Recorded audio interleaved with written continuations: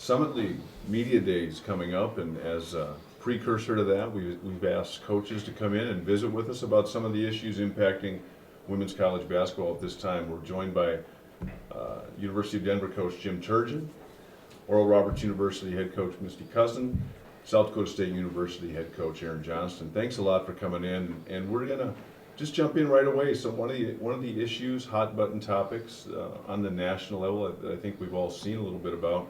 California has initiated some legislation. I believe Florida is following suit. We've heard numerous states, Colorado and Minnesota potentially, on the Fair Pay to Play Act, where college athletes, they want them to be provided with the opportunity to maybe profit off their image and likeness.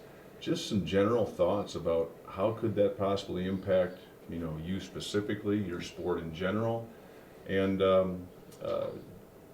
I'll just ask you to kind of go from there. Coach Turgeon, I'll ask you to lead off. Okay, the fair pay for play. Yeah. I don't like it, but I don't think it matters. I think it's coming. If it's not this year, it's going to be on down the road.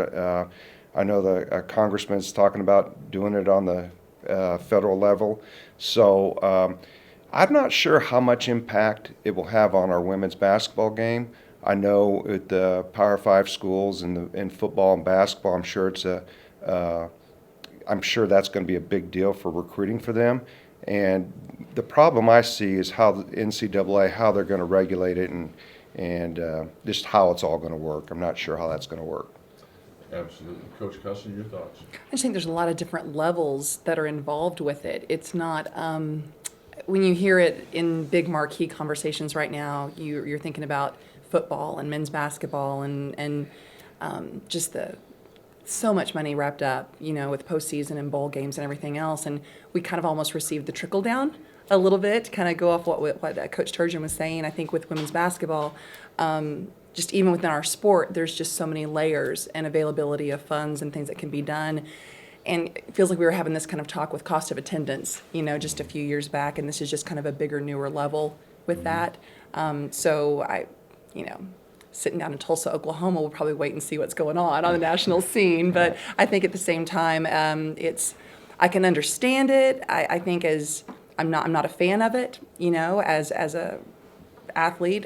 Probably a lot of us in our coaching ranks now, and I don't mean to have the attitude, well, none of us got it. Why does this next generation get it? Because it's different, as far as the availability. But there'll be some trickle down that'll have to happen to really make it relevant for our level and our sport. Absolutely. Coach Johnston?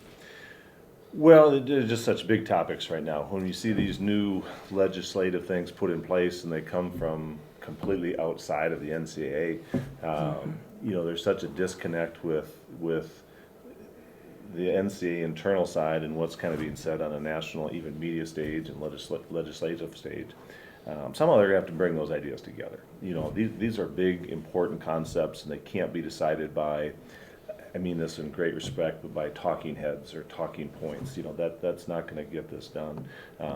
If you have athletes that are going to get paid, thousands and thousands and sometimes tens of thousands of dollars for just showing up and doing a commercial, and somebody else isn't, I mean, there's a lot of equity issues that are going to have to be resolved and sorted through. But I think the core issue is, do we want student athletes to feel like they can be treated like anybody else in the general public?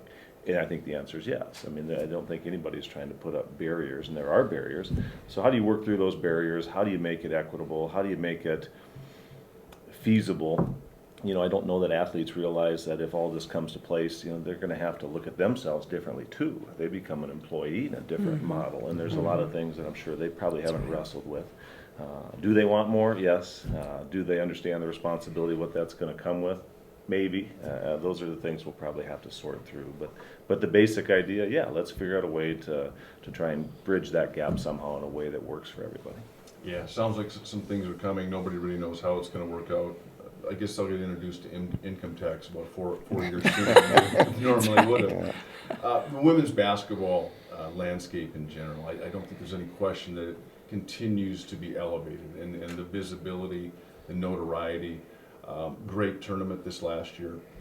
The NCAA sat down and tried to put a strategic plan together where they focused on some points where they said we want to unify and grow the women's basketball community, empower student athletes to reach their full potential, celebrate and elevate the game, and then create an inspiring experience for all involved.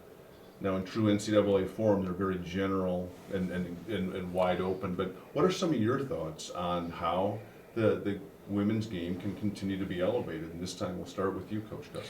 I think we're starting to see, and there's kind of been an adage around women's basketball for the last 20 to 25 years that the women's game is always around 10, maybe 15 years behind what's going on with the men's game, and not just with rule changes and everything else. But I think you even look at in the last few years, you begin to see some parity with just March Madness, and upsets, and you could kind of set your watch by it 10 to 15 years ago that the higher seeds were moving forward, and so we're starting to get some of that parity, and we're starting to get some of those things that have been very exciting for the men's side in postseason play.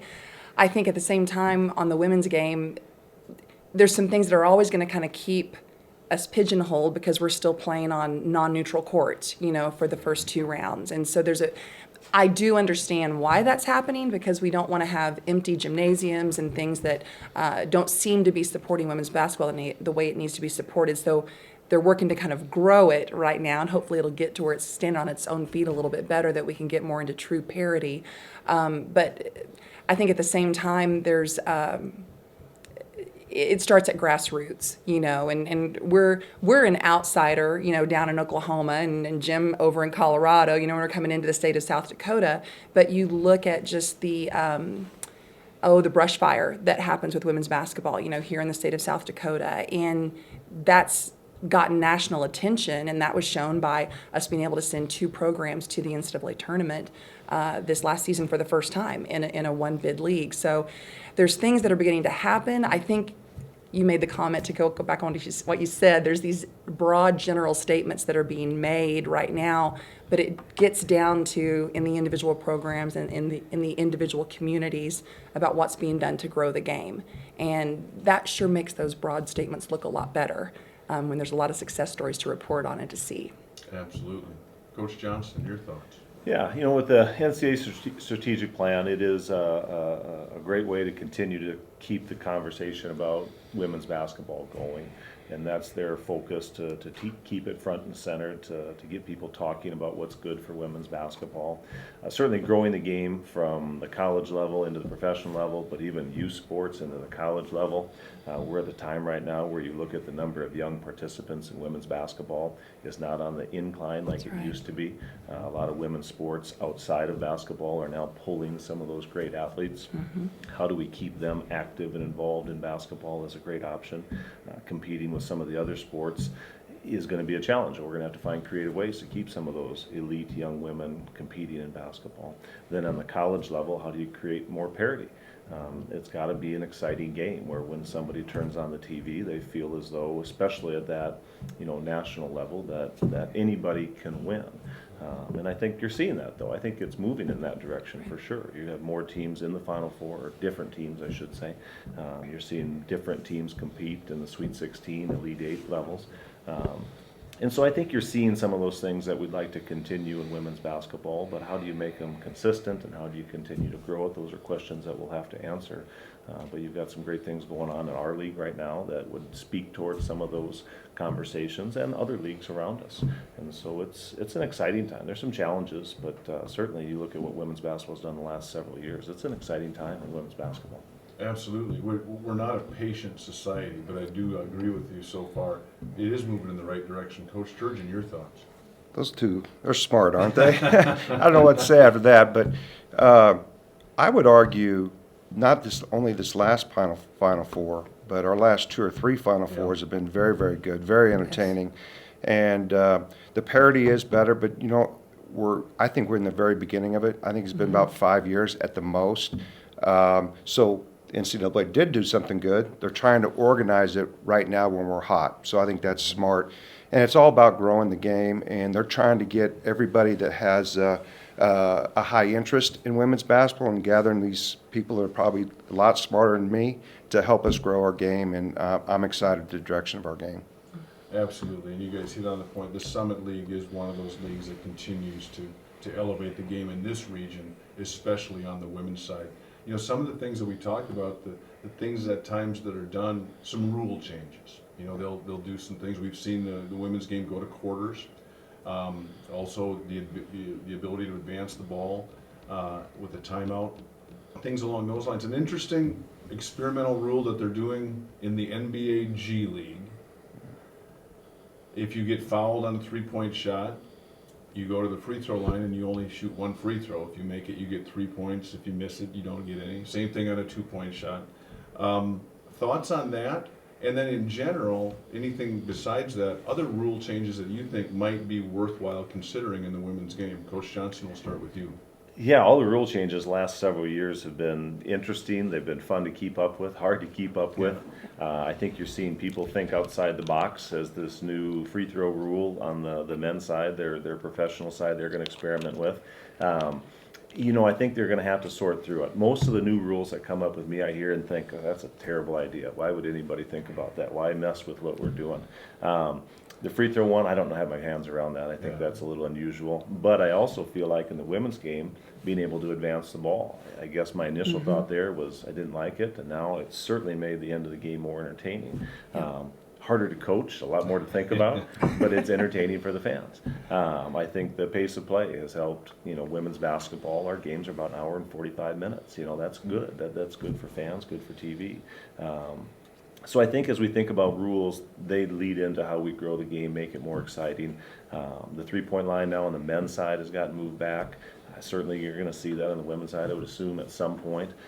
Things like that are good, and I'm glad creative minds think of them, because I probably wouldn't come up with it. Coach Turgeon. Yeah, I think the free throw rule, I don't like that at all. You know, our game, coaches mentioned, is about an hour and 45 minutes long, so it's not like we're trying to shorten, speed up our game. I don't think we need it. I mean, think back to all the big games where someone had to make 2 free throws in a row, and it's really part of the strategy and coaching of the game. I don't know, the 3-point line. You know, of course, my team makes a lot of threes, so I want the line exactly where it's at. But it'd be interesting to see how that turns out. The most thing I'm worried about this year is us shooting from the men's line, not knowing where it's at. That's the big confusion. I'd rather have it just short where it is now, but with the confusion of it, maybe it'd be good to move it back to the men's spot. Absolutely. Coach Cussin? I'm with Jim on the 3-point line as far as, I mean, we're going to shoot behind the men's this year anyway. Yeah. I mean, the moment you see peripherally that there's a line there, our girls have been standing behind it ever since school started in August. So I think the last time we did this several years ago, it just ended up moving back again anyway.